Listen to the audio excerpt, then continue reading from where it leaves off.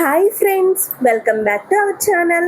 బెండకాయ tomato curry అండి ఈరోజు మనం చేసుకునేది.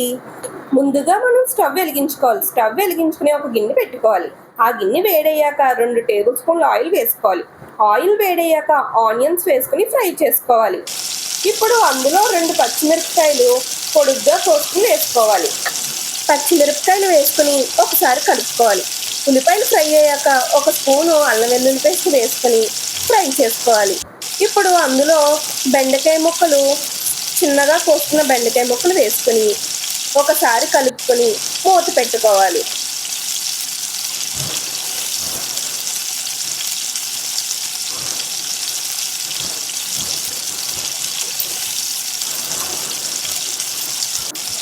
బెండకాయ ఇలా ఉడికిపోయాక టమోటాలు వేసుకొని కలుపుకోవాలి.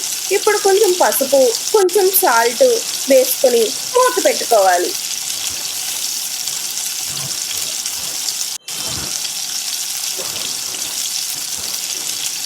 టమాటా ముక్కలు ఉడికిపోయాక 1 స్పూన్ కారం, 1 స్పూన్ గరం మసాలా వేసుకొని కలుపుకోవాలి. అంతే ఫ్రెండ్స్, బెండకాయ టమాటో కర్రీ రెడీ.